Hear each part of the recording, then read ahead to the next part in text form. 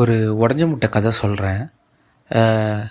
சின்ன வயசில் எங்கள் அம்மா எப்போயுமே முட்டை வாங்க சொல்லி கடைக்கு என்னை அனுப்புவாங்க. பிளாஸ்டிக் பை தான் கொடுப்பாங்க. ஏன்னு பார்த்தீங்கன்னா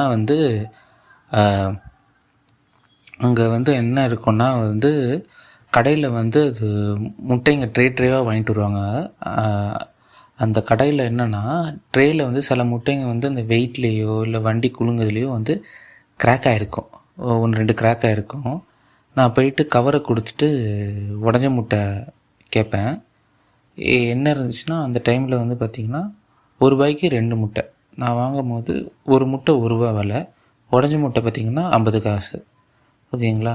₹5 கொடுத்தாங்கன்னா 10 முட்டை வாங்கிட்டு வருவேன். பிளாஸ்டிக் கவர் எதுக்குன்னா அந்த உடஞ்ச முட்டை கிராக் ஆகிருக்கும், மேலே கொஞ்சம் உடஞ்சிருக்கும், சைடில் கிராக் அது மாதிரி இருக்கும். அந்த முட்டையெல்லாம் பொறுமையாக அதுக்குள்ளே வைப்பார். ₹5 கூட 10 முட்டை வைப்பார்.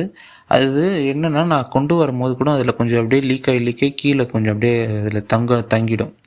ஸோ அதால் தான் அம்மா எப்போவுமே எனக்கிட்ட பிளாஸ்டிக் கவர் கொடுப்பாங்க. நான் எனக்கு விவரம் தெரிஞ்சு அது ஒரு முட்டை ₹2 விலை ஏறுற வரைக்கும் நான் வாங்கிட்டு இருந்தேன்.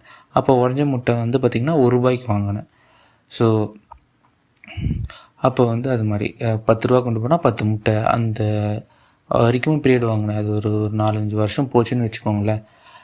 எனக்கு என்ன தோணுச்சுன்னா, அது ஒரு டைமில் என்ன ஆச்சுன்னா, இது மாதிரி வாங்கிட்டே இருக்கும்போது சடனாக அம்மா என்ன சொன்னாங்கன்னா கையில் காசை கொடுத்துட்டு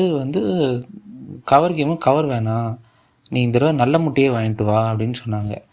எனக்கு ஒரே செம ஜாலி. என்ன ஐயோ நல்ல முட்டை ஐயே அப்படின்னு சொல்லிட்டு எதுக்கு கவர் கேட்குறேன், கவர் கொடுக்கல.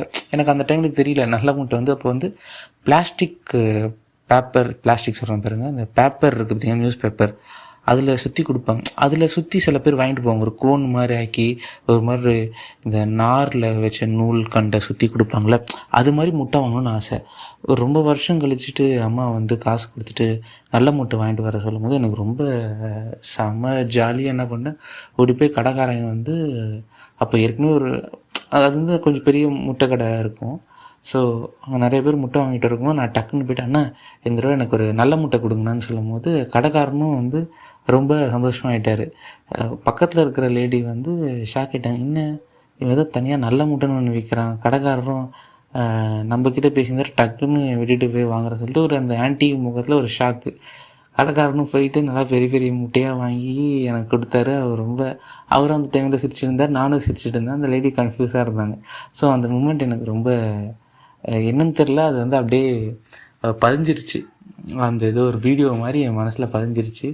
ரொம்ப வருஷம் கழிச்சுட்டு அந்த ஏரியாவுக்கு போயிட்டு வண்டியை நிப்பாட்டிட்டு அந்த கடையை பார்த்தேன். இப்போ வேறு ஏதோ ஒரு கடை இருக்குது அங்கே. அந்த அங்கிள் என்னன்னு தெரியல. அங்கே ஒரு மாதிரி இந்த மளிகை கடை மாதிரி இருக்குது. இப்போ அதான் சொல்லணும்னு நினச்சாங்க.